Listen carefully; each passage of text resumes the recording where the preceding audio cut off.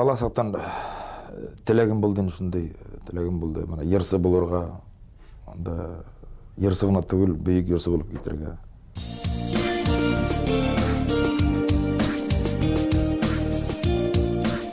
Біздің ауылда шундай ырым бар инен.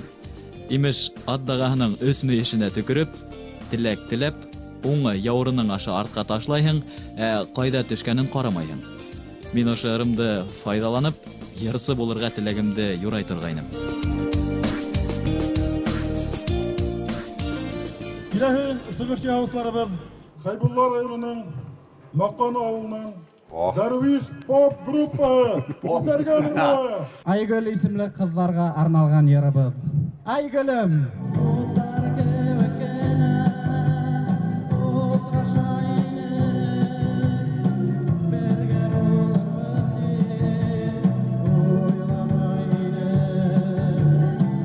Дәрвиш түркімі барлыққа келгенден соң 2009 елдан барлыққа келді түркім. Бұл райондың ісіндеген айжатта тұрғайнық.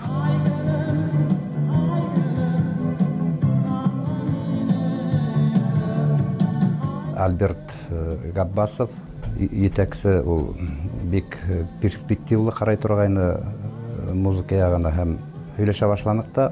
Альберт, мен тей өфеге кетем, өфенен музыканттар ем. Дегендан соң мен өфеге кете алмайым, мұнда ғайлы не яғынан деп. Июль айында рух түркімі барлыққа келгенден соң рух түркіміне кетірге болдым. Дим түркімге келді енді.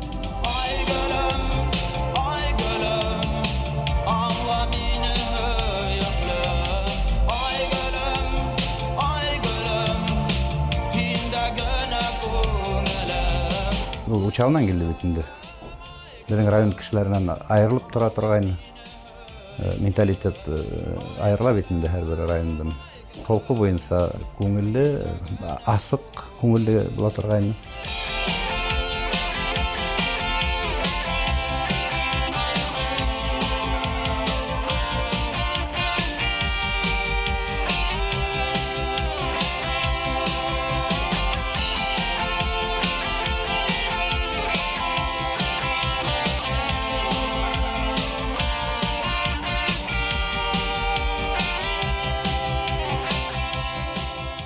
Үш малайым бар енді.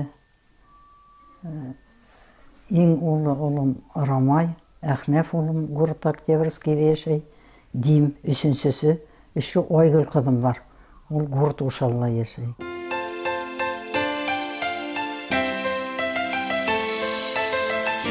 Мен 1969 жылдың адағында Учаллы районының Комсомольск ауылында пайда болғанмын. Бек шоқ тек тұрмат малай болдым. Қылмаған ішім, қытылмаған ерім болмағандар. Ол кенде малай. Бек шәп болды енді, тек тұрманы. Иптештері арасында, наверное, достары арасында абырой етейім, көсті болғандар деймін мен оны. Ярата тұрғандары өден.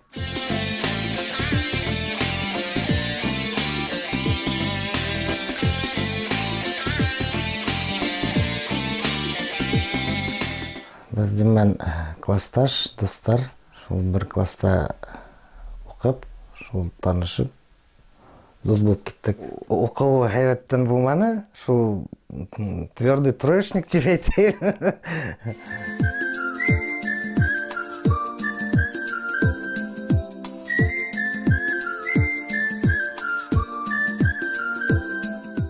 Вроде бы он учился так, средненько.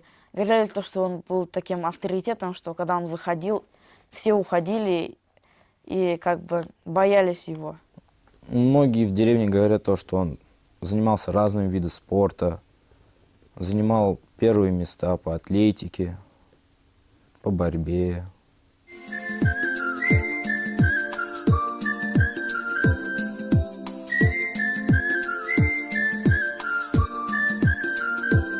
Мен тек Димбай деп ерте тұрғайым. Димбай.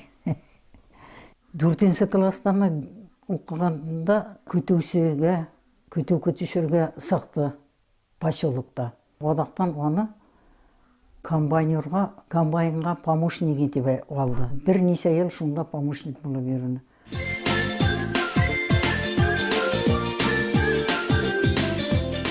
Дима я знаю с детства, потому что мы жили в одном поселке. Я тут создал вокально-инструментальный ансамбль. Тогда, в 80-е годы, это было повальным, обыденным явлением. Пришла пора комплектовать группу. Я прошелся по кандидатурам. Ну и первый, кто мне пришел на ум, это был, конечно, Дим. Потому что он был всегда с гитарой. И он пел. Етінші класста оқығанда замана шалқымына беріліп, гитарала ойнарға үйрендім. Шунан берле бұл музыка құралы менің тұрмыш юлдашым әуірілді. Бізді не ястылар, музыкальный школа. Дим ол қурайға үйрені, шунан гитараға үйрені. Әлі кім падар етті аңа гитара. Шуны білем ойнан ол. Әлі шул дом культуранан бірі падар етті. Кімдір берді енді вообще? Менің гитара жоқ ені әлі ол сақта. Аның гитара барын білмеймін қайдан келіп шыққан, қатырдамайым. Ол қайдалар үйрені, мен ағайымдан үйренім, шын бірге отырып, бір-бірімізге шылай үйретіп, шылай үйреніп кеттік. Бұлай нотынан түгіл, самоучки.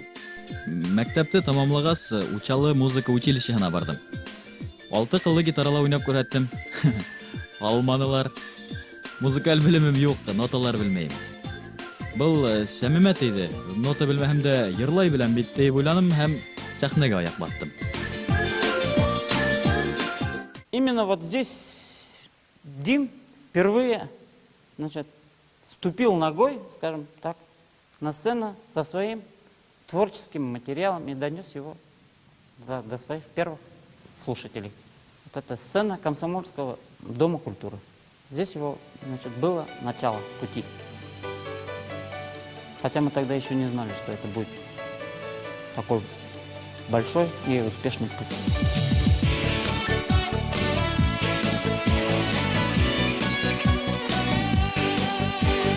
Менің сығышым ұшалайғынан болғас, мына Хайболлаға барып иләгуім, Хайболлаға барып, Бәргушке барып иләгуім. Мұныстыр бір нейіндей аңлатмаға болуға тейіш, білмеген. Білмеген, бірдің аңдан тігіліне ол.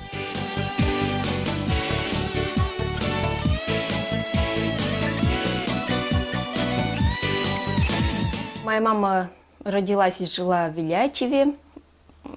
Насколько я знаю, она вот училась в Сибае, в педагогическом колледже, и поехала работать в Училы.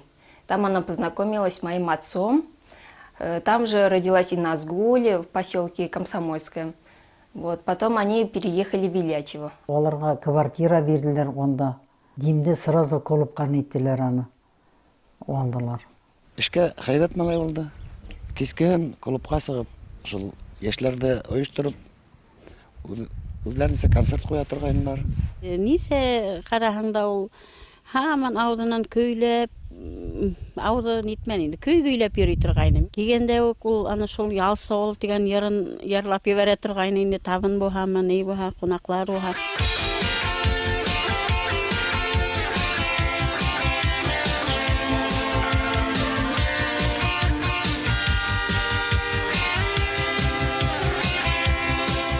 Қанеке 90-шы елларда енді Дим ішке келгенде шул үдіне егіттер ейіп, ішке бек дәртлі тұтынды. Йор хүлі болды үді, қолыпқа келгенден ерлап келе тұрғайны. 90-шы елдің 9 майында концерт менен сығыш яғаны. Дим үді ионикала ойнаны. Келіп сұқмаға үді ерлап тұра, үді yok деп башыл келі. Ошайды басып көретіп, менен емшіп, ошайды ойнауып кете тұрғайдық.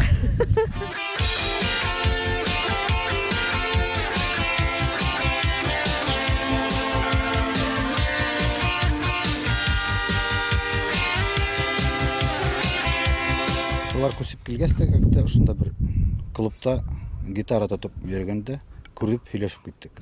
Метем, демейді, іші бір іш барып хине. 1-2 айға ғына дайыркы болыптыр. Потому что бұнда дайыркылар етішмейні.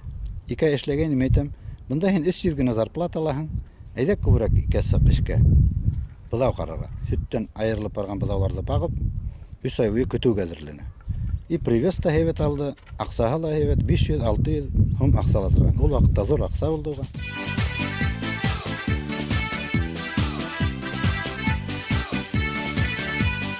Her vakit yerle yürüyün de. Sen teginen biz güleriz.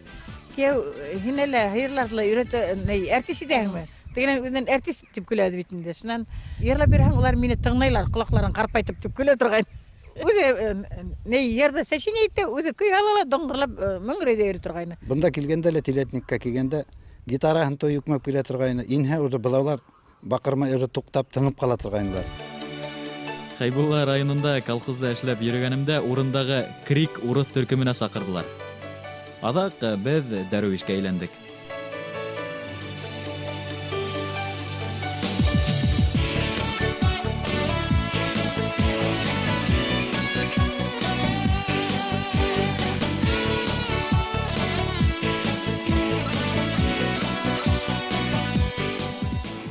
Вот здесь вот проходили у нас репетиции вот в этом кабинете. Правда, здесь сейчас уже ничего нет, идет везде ремонт наикрутейший. Но здесь все зарождалось в этом кабинете. Вот здесь вот мы репетировали. Это история. Здесь скоро, наверное, будет очень хорошая студия. Дай бог, сделаем здесь студию, чтобы вспоминать всегда Деришхан, что здесь великая группа зародилась башкирского рока. А я помню концерты, когда мы самый первый раз организовались, вот там было интересно. Помнишь, Дим, как раз я пел, и Дим подпевал так, украдкой подходил. У меня там партия была. Партия, он должен быть, кукать, в общем, у-у. Он так выл, как волк. И сбоку это было надо наблюдать, но это невозможно было. Он, в общем, посмотрел на меня и начал смеяться. Я думаю, что? Концерт идет. Концерт идет, да. Зрители там смотрят на нас, думают, что такое. И начали вместе с нами смеяться. Думают, что это все это поставлено.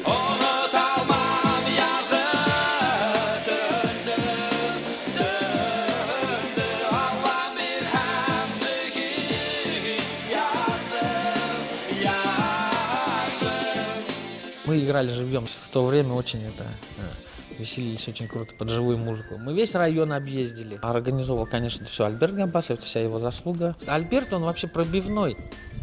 Он залезет хоть куда, уговорит. У него связи были и вот в администрации, и с директорами. Он заходил как к себе домой и умел договариваться, выбивал деньги.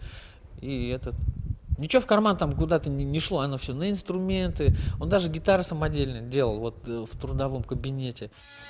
1992 елдың 8 январында Хайбулла районының Садовый касабасында тәүге концертты бирдек. Шунан ай ярымдан Урал моңы йыр-моң фестивалендә гран-при яуланы.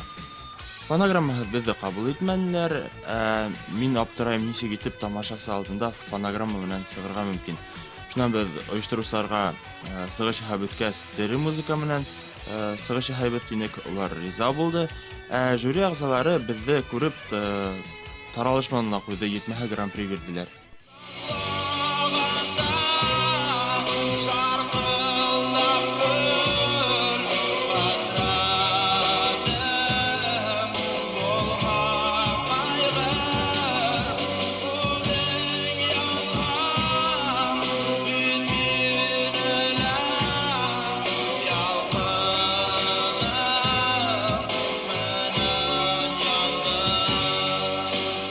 С Димом весело просто было.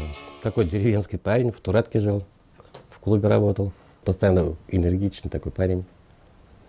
Егаза, он на месте не сидел, по-моему. Да. Царство ему небесное, хороший был. Такой колхозник, знаете, простой, он никогда там не темнил, как-то стороной не обходил. Он прямо скажет, не стеснялся своей профессии. Говорит, я пастух, я вон коров пасу. Он так было даже дело, что он пас, раз бросил скот и приехал на поезде на Сибайском в Уфу.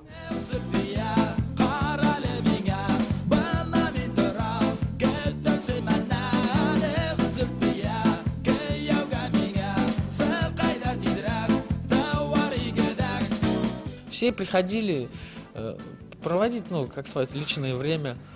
Всем нравилось. Не нравилось, возможно, только женам, которые были участников, а остальным всем нравилось. Сәрия ебәрмәс киттеме, или ана Юлай Аскаров менән дә йөриләр тәүдә. Шул дәрвиштә аскан вакытта ул авылдан касып киткән саклары ла булды инде шулайрак мәгънәле. какой-то концерт в Акаре где-то, вот, Альберт сказал, это немедленно привезти, жена не пускает его. А мы с другом на машине ЗИЛ съездили туда и, получается, свистнули его оттуда из дома. Выманили и свистнули, и привезли в Акар. Мог уйти из дома в любое время на репетицию, может на любой попутке, может в Уфу ехать, обратно приехать. Ну, дервиш натурально.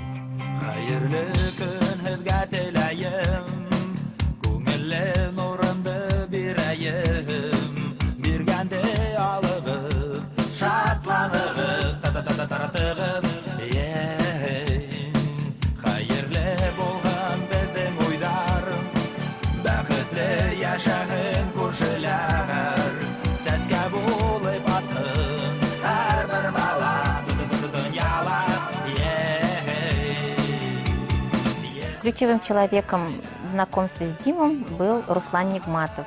Мы в то время жили в общежитии БГУ, и Руслан был частым гостем. Это 93-й год, это как раз Урал-Муңы-92, это был, значит, первый концерт, там вот гран-при завоевали дервиши. А это был 93-й год, и Руслан выступал со своей песней. И вот он нам дал пригласительный, и мы с соседками пошли на этот концерт. Тогда вот я первый раз на сцене увидела Дима, дервиши.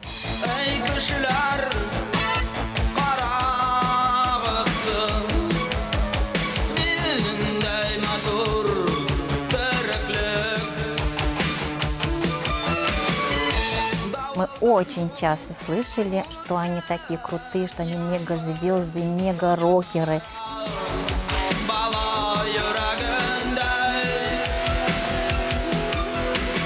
Дня 3 спустя в дверях стоит большой, мне тогда показался таким большим, широкоплечим, таким огромным. Стоял Дим. Кепочки у него была, такая неизменная кепочка, кожаная куртка на нем была. Такая очень стильная, очень модная. Джинсы, неизменные джинсы. Вот так я его первый раз увидела уже не на сцене, а вот уже очень близко. Ну и потом уже я уехала на каникулы. Потом мы приехали в сентябре, его уже в сентябре не было. Я не знаю, что там за лето случилось. В общем, когда я приехала, оказалось, что Дима нет, что Дима уехал в Хайбуллу, что он бросил группу.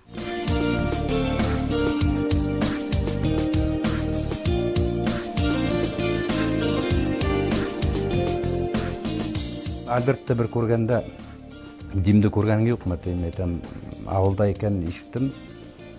Хинага әйтәле біз мында гастрольлар уже уйланған көп эшләрбез бар. Тегәс Туратка киттем авылга. Дим ырдын һәпереп йөрәйне, октябрь айында микән. Мәйтәм Альбертины феләг үтә. Ой белмәйм, мында гаилә ягынан катмарлырак дип һөйләшеп тордык та. Шан бер азнанан мин үфеләйин. Ишкә киткәндә шул ырдындан тура Өфөгә киткән. Шул китүдән Өфөлә калды инде.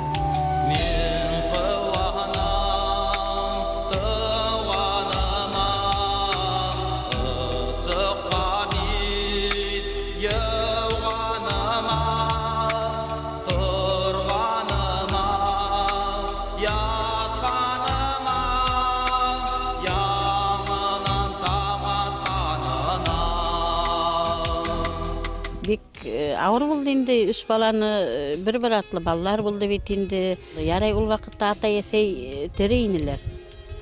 Алар ярдам етті енді сәриеге. Уяқтан, бұяқтан ярдам етішіп, сол балаларын қарашып, үстірішіп. Шулар да үстілер енді көбі дөрсін еткенде сәриенің өзінің ішілі тынғығыз болды бет енді. Мен атайымды енді сапыр 8 yaşta көрдім. Мен де Хайбулала ешейнің. Бірінші сал көргенде қалтыранып, оялып кеттім. Күтіп жүрген амақ болды менде шул мына келе ал деп постоянно телевизордан көрген сайын асаңаным бұнда келер екен деп ойлап жүрдім. И, наверное, Алла Тағала ишіткенді мен екен ұлдарымды. 8 yaşta болғанда, 8 июльда атайымды біріншіге көрдім. Я помню, что он иногда приезжал к нам в деревню, когда мы были маленькие. Скажу так, что нам его не хватало. Все-таки, в семье должны быть мама и папа.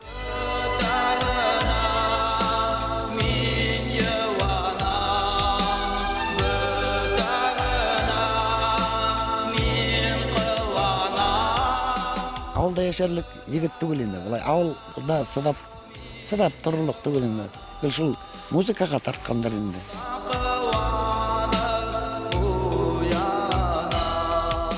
Он без песен не мог жить, просто не мог. Он был сиасяном, да, он рожден был.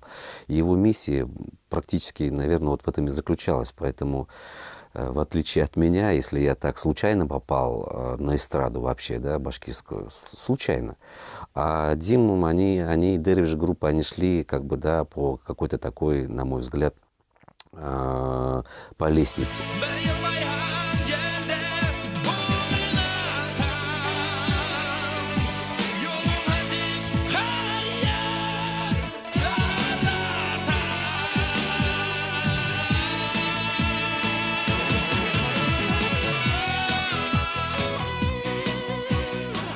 Ул ер текстарын бик еңел, проблемаһы да яза торгайны.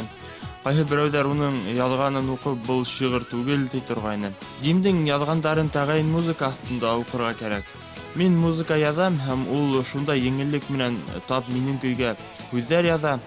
Был бик һирәк кешегә бирелә торган хәләт. Ул йырдар сүзләрен язучы шагыйрь. Какое-то время Дим опять появился. Ну и потом уже вот после этого, как он приехал, потом мы были вместе уже. На тот момент, когда я выходила замуж, у нас уже секретов вообще не было.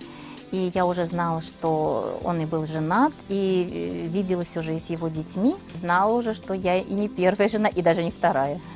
С высоты уже своего возраста я понимаю, конечно, все, насколько это было сложно, насколько это со стороны смотрелось. На тот момент как-то все закрывало, видимо, любовь. На все были глаза закрыты, только вот один свет в окошке, Дим, и все.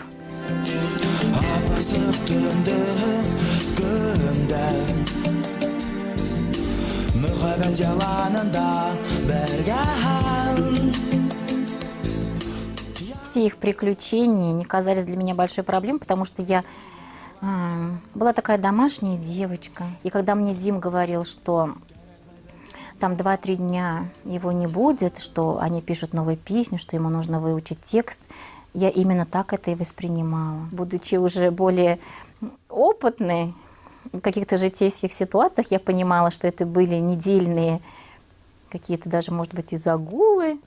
Это вот я уже потом поняла, да. Название Дервиш-хан. Кому оно в голову пришло? И почему Дервиш, почему хан? Что, нищий король? Ну, нищий король, понятно, Или да. король нищих? Кто придумал это название? Да, вот его пахан придумал. Вы как-то пытаетесь соответствовать этому названию? Мы не пытаемся, мы так получаемся автоматом.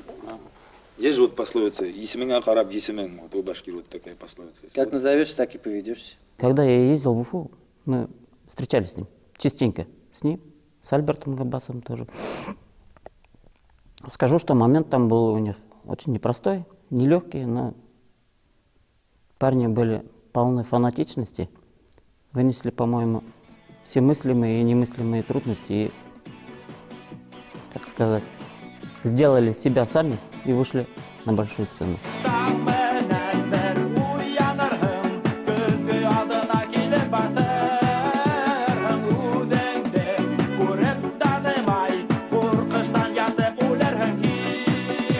Кыйынлыктарды көп көрдүлөр бул дәрвиштер. Башлангыс жылдарында сәнгатьтең 11-нче этажында да студия эшләп, шул студияла яшәнеләр. Анда гел музыкантлар яла торган тусовкалар гел шунда үтә торганнар. Те года, это, если по жаргону говорить, по тем временам, да, была некая такая тусня, все употребляли спиртные напитки.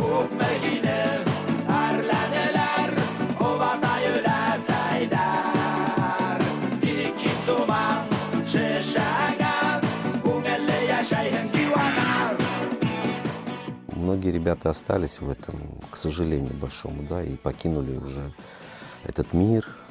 Талантливые очень талантливые ребята. По тем или иным причинам они не нашли силы. Я еще раз говорю, когда говорят, ребята, я не могу без этого, что-то может.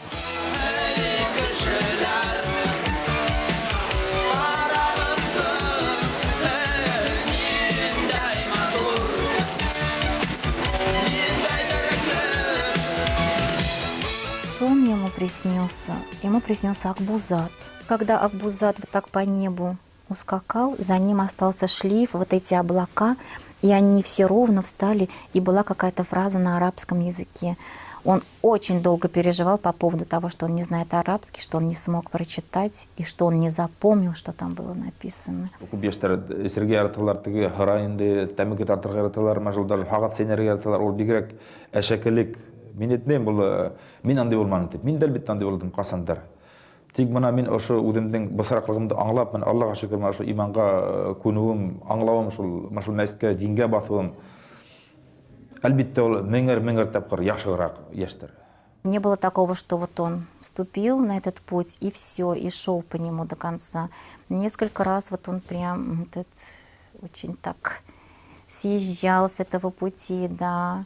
И мне тогда было немножко страшно, но я все это время настойчиво, демонстративно и намаз читала, и книги какие-то новые приобретала. И потом, когда он уже вернулся на этот путь, больше с него так и не уходил. Потом уже это стало его смыслом жизни. Самое главное в жизни вот это иман. У него был очень большой страх вот потерять вот этот иман. Был битулан, нинди тастау, мугаллимам. Нас төсінде ол ерке. Эх, Худай мине хуқыр қалдырма. Мин да нас был еркені ла көрер инем. Хин оны минен де, башқалардан да әбетірек көрәхін. Эй, хуқырлық! Маңлай көді бұтақ тишігі, көңіл көді хуқыр болмағын. Көзһеҙлектән яман тілһеҙлек, тілһеҙ қалғансы, көздар көрмәуі, хайрылырақ та булыр. Со сцены люди, может быть, не замечали все его строгости. Он был очень строгим отцом, очень строгим мужем. В общем, порядок должен был быть во всем. И в быту, и в мыслях, везде. Настолько в нем было много патриотизма, такое ощущение, что он весь состоял вот из этого патриотизма.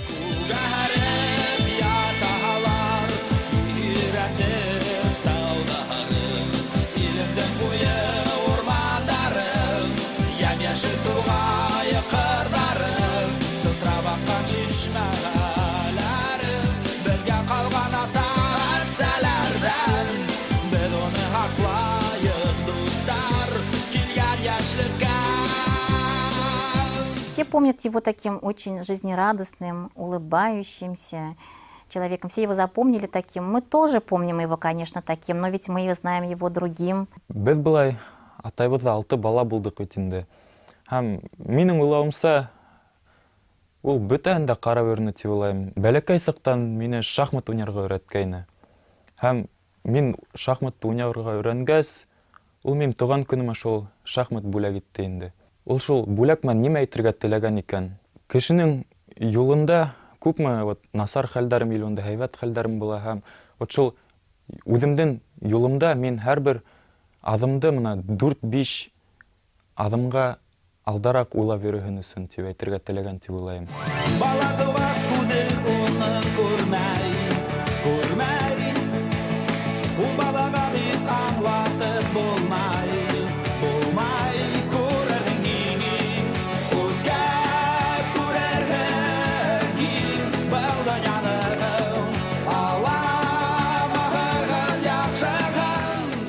Отец был хорошим, добрым, людям никогда не отказывал, всегда помогал. Добрый, веселый, вечно играли с ним. Самая любимая игра была эта лошадка. Я садился на Тая, а он бегал, прыгал. Я вспоминаю, когда мы боксировали, он меня учил всегда отвлекать противника. Я ему тогда сказал, что смотря Тай, в окне парашютист. Он отвернулся, а я его ударил. И начал бить. Но в итоге он меня повалил. Это самое яркое. Ну, ярких моментов очень много, но мне больше всего запомнилось, когда мы ездили в Училы на каникулах. Мы с сестрой, Юлдаш, Юсуф, бабушки ездили. Еще мы каждую пятницу, когда были в Уфе, ездили в мечеть. Там старались научиться с сестрой читать намазы. Это самый яркий момент у меня. 3 класста окуганда апайым маркум Уфанан келип, Назгүлмен Зиле апайымды Ишбайга алып кетти. Экинчи гимназияга. Мен 4 класста окуп өткөч, мен да ушунда тартылдым. Айына 200 тапкыр келе турган, бир халдерде өлө турган. Ишбайга келе, ол бир 2 саат келе турган. Жетмей турган вакыт, Уфада тоже семьялар бар. Элек ушул моментте аңламай турган, белекей бала бар, 5 класста. Мында еще хагынып, көңүл туа турган. Егет кишиге инди. Атайлык терапевтинде. Он был строгим, но в это же время он был мудрым. У нас было много игрушек, и мы редко их собирали, из-за этого он оставил в угол. На улице мы вечно играли в снежки, лепили снеговиков. Мама была дома, а мы втроем выходили, играли, катались на горках. И мне кажется, что это было глупо со стороны смотреть, как взрослый мужчина катается с горки и играет в снежки. Ну, в детстве как-то обидно было в начале. Но потом, когда мы приехали в Уфу, и он нас, когда первый раз познакомил, с Юлдашем, с Юсуфом, с Данилом, вообще обида прошла, я их полюбила. В своей жизни он хотел, чтобы мы все вместе общались и все вместе росли. Я думала, это было его целью. Он успел нас всех познакомить.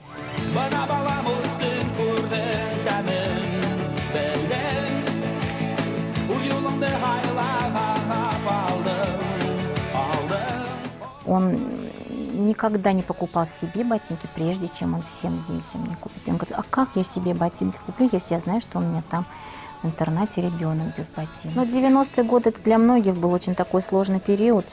И учитывая то, что нужно было помогать и тем детям, и наши были маленькие. Дим устраивался даже в садик. В любое время, хоть ночное время, лишь бы было вот использовано с пользой для семьи. И после долгих исканий моя мама подсказала нам такую идею. Значит, мы готовили еду сами, домашнюю, вкусную, и развозили по офисам. Когда долгое детство снимали, Валкино военные вот эти сцены, мы туда вот их ездили, их кормили.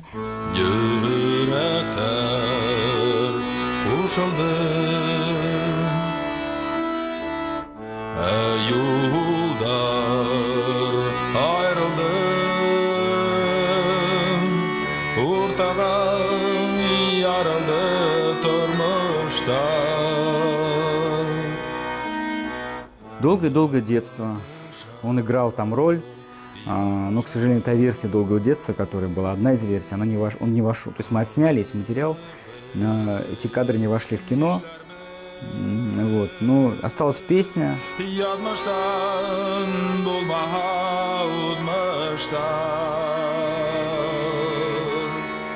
Записал он ее случайно, потому что петь должен был Расуль Карабулатов, но Расуль был на съемках, и Дим был рядышком на Гоголе. Я позвонил, сказал, зайди, запиши. Просто сделай фонограмму, чтобы могли на площадке хотя бы записать. Но он так спел, что это было, конечно, уже на вечность.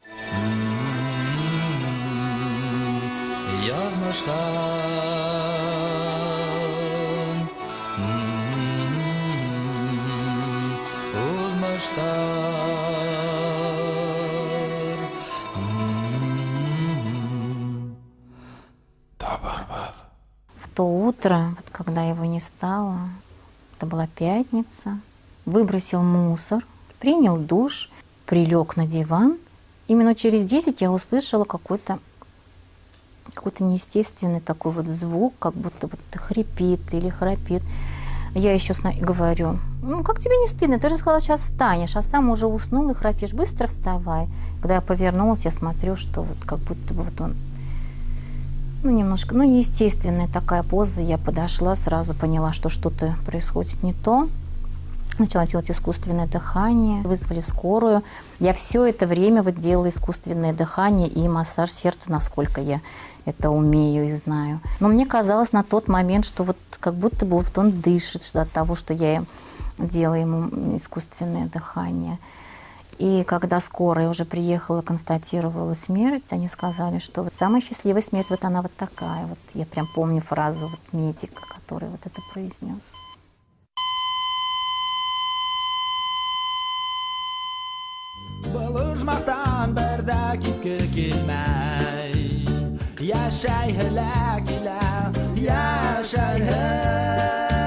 Я даже не осознавал, что такое смерть. И Юлдаш плакал, а я смотрел и думал, ну ладно, думаю, спит крепким сном, как-нибудь уж проснется. Я думаю, мой папа был реально хорошим папой. Мен атайымнан нык горурланам, сөнки ол нык бүйүк киши болгат инде өзүнүн кыска гомурунда. Когда скорая помощь приезжала, они сказали, если бы полчаса раньше вы бы вызвали, то мы бы его спасли.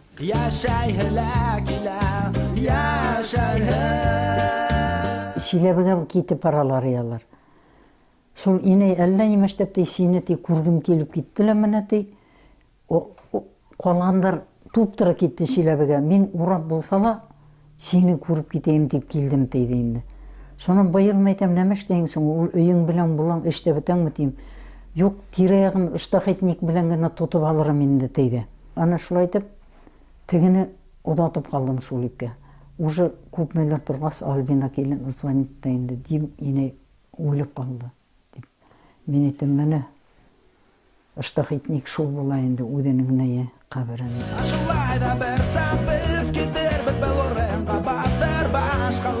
Когда Димыч не стало, не все было понятно. Ну, как бы талантливый человек, да, то есть, ну, таких талантливых много.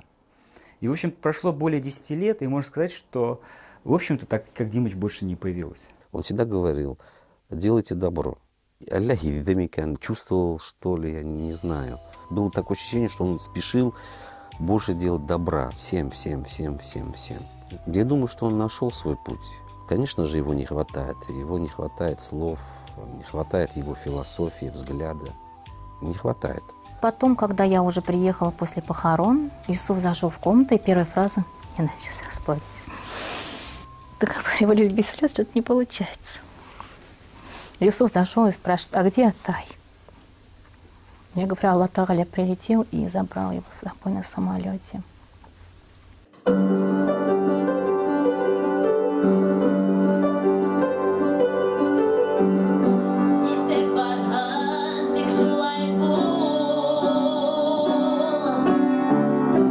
Окшама